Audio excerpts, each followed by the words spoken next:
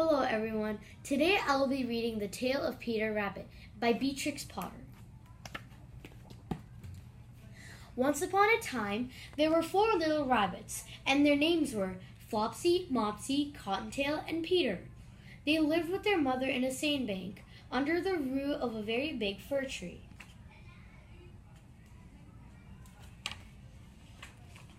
"Now, my dears," said old Mrs. Rabbit one morning, "you may go into the fields or down the lane, but do not go into Mr. McGregor's garden. Your father had an accident there.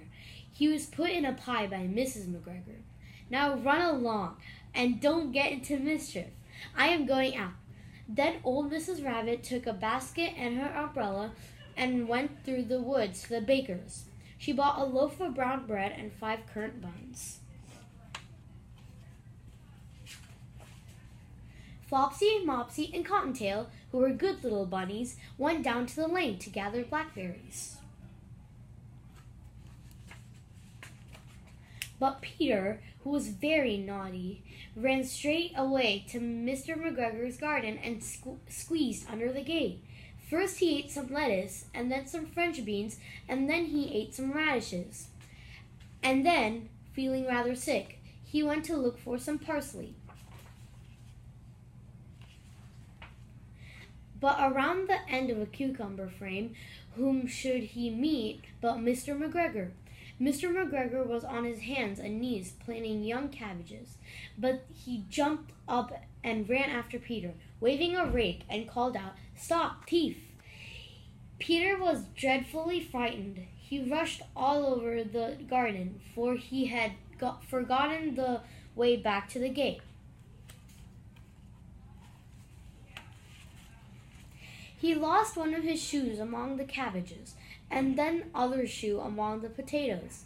After losing them, he ran on 4 legs and went faster, so that he might have gotten away if he had not unfortunately run into a gooseberry net and got caught by the large buttons on his jacket. It was a blue jacket with brass buttons, quite new. Peter gave himself up for lost and shed into big tears. But his sobs were overheard by some friendly sparrows, who flew to him in great excitement and begged him to try free himself. Mr. McGregor found a seed, which he intended to put on top of Peter, but Peter wriggled out just in time, leaving his jacket behind him.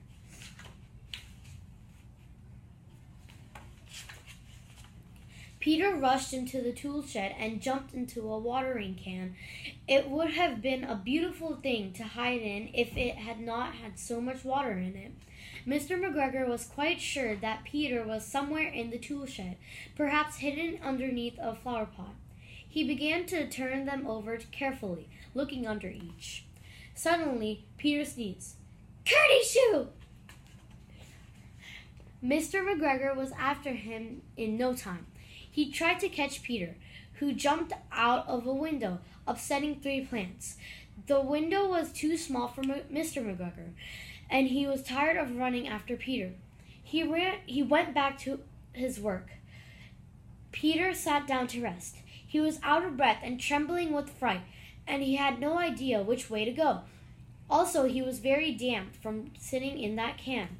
After a time, he began to wander about, going lippity-lippity, not fast, and looking all around. He found a door in the wall, but it was locked, and there was no room for a fat little rabbit to squeeze underneath.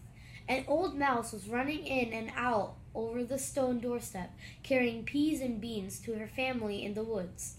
Peter asked her the way to the gate, but she had such a large pea in her mouth that she could not answer. She only shook her head at him. Peter began to cry. Then he tried to find his way straight across the garden, but he became more and more puzzled. Presently he came to a pond. A white cat was staring at some goldfish. She sat very, very still, but now and then the tip of her tail twitched as if it were alive. Peter thought it best to go away without speaking to her.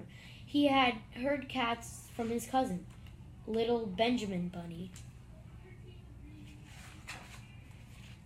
He went back toward the tool shed, but suddenly quite close to him, he heard the noise of a hoe.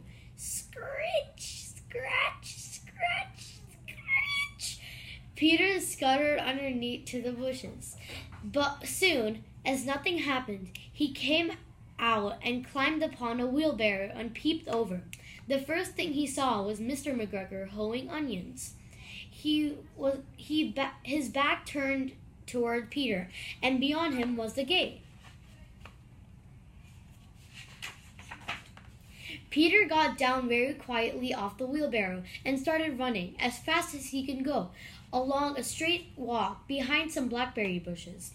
Mr. McGregor caught sight of him at the corner, but Peter did not care. He slipped underneath the gate and was safe at last in the woods outside the garden.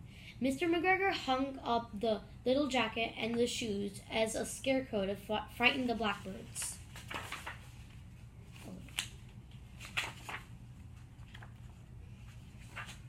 Peter never stopped running or looking behind him until he got home to the big fir tree. He was so tired that he flopped down upon the nice soft sand and on the floor of a rabbit hole and shut his eyes. His mother was busy cooking. She wondered what he had done with his clothes. It was the second little jacket and pair of shoes that Peter has lost in 2 weeks. That evening, Peter was not very well. His mother put him to bed and made some chamomile tea. She gave a dose of it to Peter. 1 tablespoon to be taken at bedtime, she said. But Flopsy, Mopsy, and Cottontail had bread and milk and blackberries for supper. The end.